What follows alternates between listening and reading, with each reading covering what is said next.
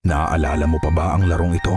Isang classic horror game na sumira sa gabi ng marami at naging mitya ng walang katapusang hiyawan sa mga internet cafe, kung saan wala kang hawak na baril o kahit anong patalim. Ang tanging proteksyon mo lang ay ang tumakbo at magtago. Pero alam mo ba na sa likod ng mga nilalang na ito, may napakalagim silang pinagdaanan? Sa videong ito, aalamin natin ang buong kwento ng Outlast mula sa totoong pinagmulan ng mga nilalang na ito hanggang sa mga ipinagbabawal na eksperimento na tuluyang pumatay sa kanilang pagkatao. Bago tayo magsimula, make sure to like and subscribe. Bago tayo magtungo sa mismong laro, balikan muna natin ang pinagmulan ng lahat. Nagsimula ang kwento noong huling bahagi ng 1800s nang isinilang ang conjoined twins na sina Otto at Aurora Cress. Habang lumalaki, nasangkot ang dalawa sa iba't ibang krimen at naging kilala sa paggamit ng mga kemikal upang maisagawa ang kanilang mararahas na gawain. Kalaunan, ang kanilang mga ideya at pananaliksik ang naging isa sa mga naging inspirasyon ng Murkoff Corporation, isang makapangyarihang kumpanya na lihim na nagsasagawa ng mga unethical experiments at mga mapanganib na chemical. Makalipas ang ilang dekada, lumitaw naman si Rudolf Wernicke, isang German scientist na kilala sa kanyang pambihirang talino, ngunit wala itong makataong pag-uugali. Noong panahon ng World War II, nakipagtulungan ang Murkoff sa bansang Germany at nagbigay ng iba't ibang chemical at teknolohiyang ginamit sa kanilang mga eksperimento. At nang matapos ang digmaan, kinuha naman ng Estados Unidos si Wernicke upang ipagpatuloy ang kanyang pananaliksik sa ilalim ng mga secret projects. Dito nagsimula ang ilan sa mga pinakamalalagim at hindi makataong eksperimento sa kasaysayan ng Murkoff. Mga eksperimento na kalaunan ay lilikha sa mga halimaw at bangungot na kilala natin sa serye ng Outlast. Noong 1950s, nagtayo ang Murkoff Corporation ng isang tagong pasilidad sa Arizona na tinawag na Sinyala Facility. Pagdating sa pasilidad, sapilitan silang isinailalim sa brutal na therapy sessions na pinangangasiwaan ni Dr. Easterman. Ngunit hindi paggamot ang layunin ng mga ito. Ang tunay na plano ng Murkoff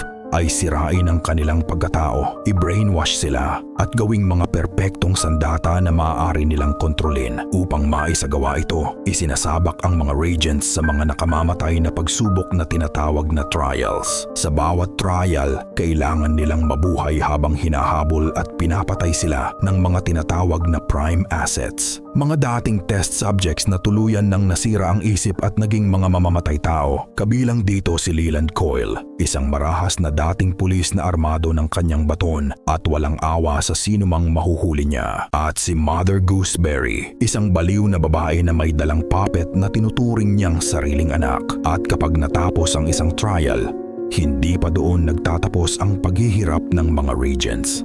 Sa kalagitnaan ng kanilang programa, ipinapadala sila sa mga sleep rooms kung saan muli silang bine-brainwash at psychologically tinutorture gamit ang mga nakakakilabot na tapes na mensahe ni Dr. Easterman. Unti-unti nitong binubura ang kanilang dating pagkatao hanggang sa maging sunod-sunuran na lamang sila sa kagustuhan ng Murkoff Company. Dito rin nabuo ang isa sa magiging pinuno ng kulto sa hinaharap na si Sullivan North, na isa rin sa mga naging reagents. At noong 1960s, marami sa mga eksperimento ng Murkoff ang inilipat sa Mount Massive Asylum sa Colorado. Dito, daan-daang pasyente ang isinailalim sa mga hindi makataong eksperimento. Marami sa kanila ang namatay o nagkaroon ng matitinding pagbabago sa kanilang katawan at pag-iisip.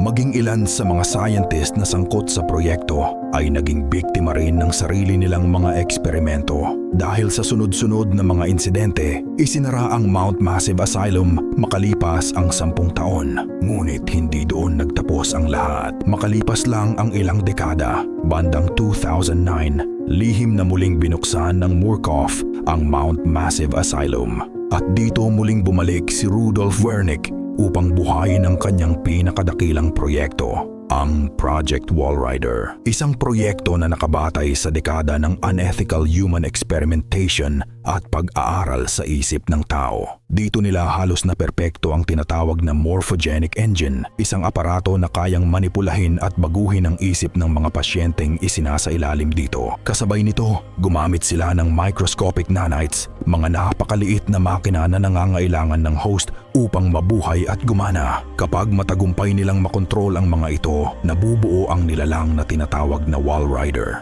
Isang nakamamatay na swarm ng nanites na kayang mag-manifest bilang isang halimaw at sundin ang kagustuhan ng host nito.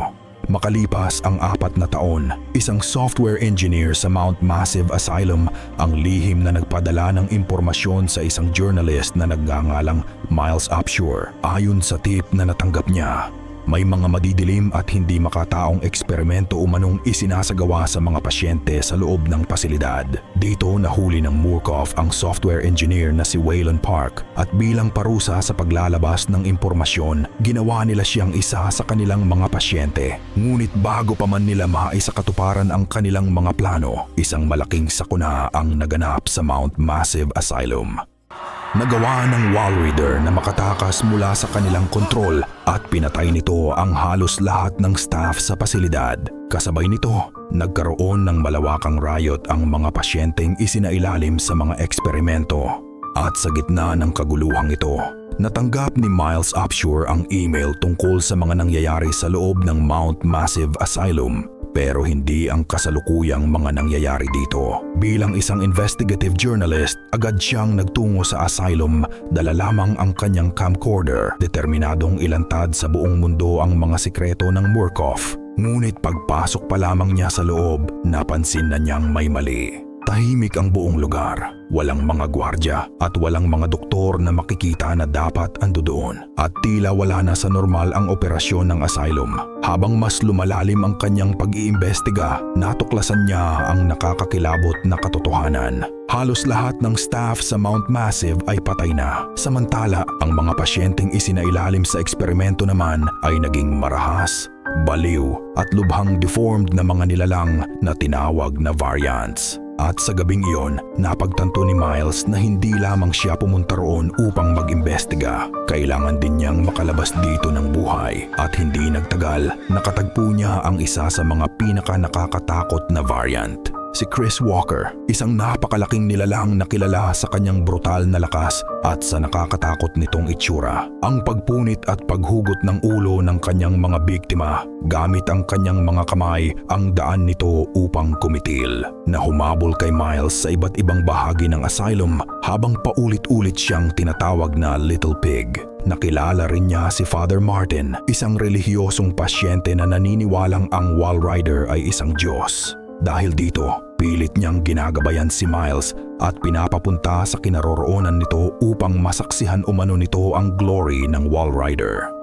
Sa kasamaang palad, nahuli siya ni Dr. Richard Trayer, isang dating doktor ng Murkoff na tuluyan ng nabaliw dahil sa mga eksperimento sa asylum. Dinala siya nito sa kanyang improvised operating room kung saan pinutol niya ang dalawa sa mga daliri ni Miles. Ngunit sa huli, nagawa pa ring makatakas ni Miles mula sa mga kamay ni Trayer. Pagkatapos noon, dahil nais talaga ni Father Martin na makita ni Miles ang nilalang na tinuturing niyang Diyos, isinakripisyo pa niya ang sarili upang matiyak na magpapatuloy si Miles sa kanyang paglalakbay patungo sa sinasamba niyang Diyos. At nang makarating si Miles sa ilalim ng asylum, doon niya nakilala si Dr. Wernick. Dito nalaman ni Miles ang katotohanan. Ang wall rider ay hindi isang Diyos, demonyo o supernatural na nilalang. Isa itong napakapanganib na swarm ng microscopic nanites, mga maliliit na makina na kayang kontrolin at gamitin ang isip ng host niya. Pagkatapos nito, natagpuan ni Miles ang secret laboratory kung nasaan ang host ng wall rider na si Billy Hope. Matagal nang isinailalim si Billy sa mga eksperimento ng Murkoff at dahil dito ay lubhang nanghina ang kanyang katawan at isip.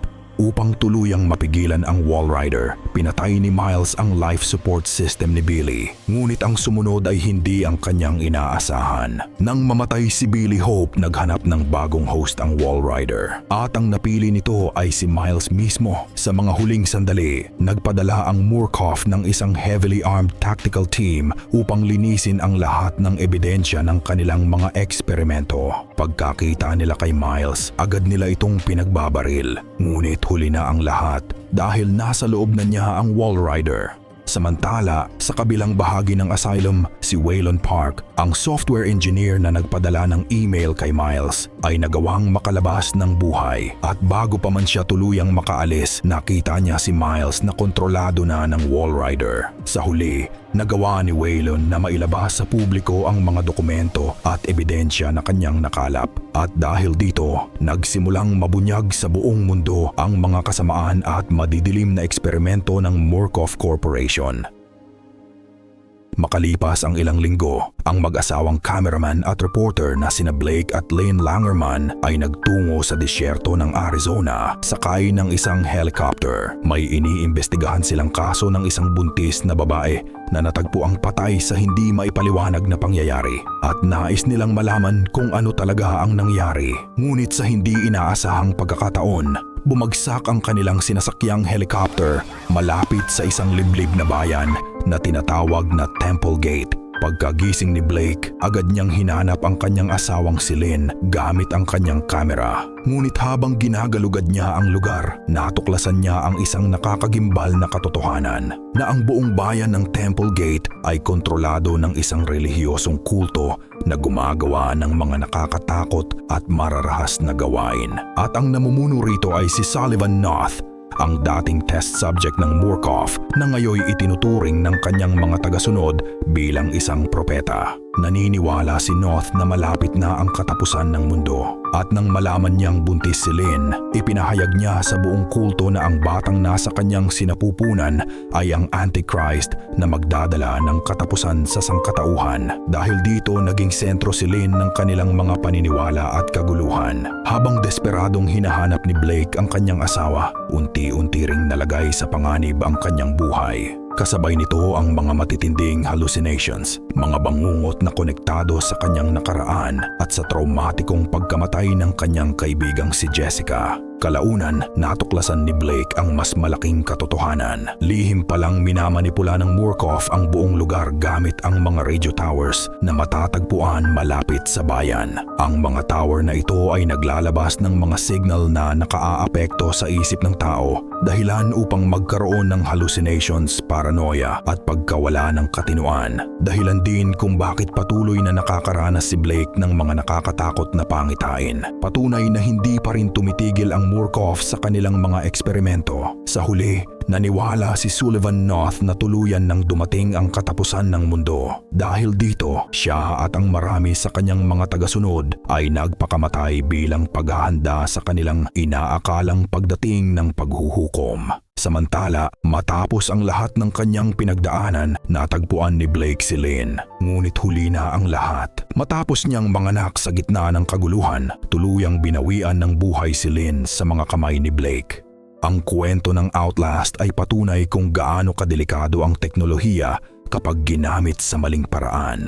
Ipinapakita nito na hindi lahat ng kayang gawin ng agham ay dapat gawin dahil kapag nawala ang moralidad at respeto sa buhay ng tao, ang resulta ay trahedya at pagdurusa.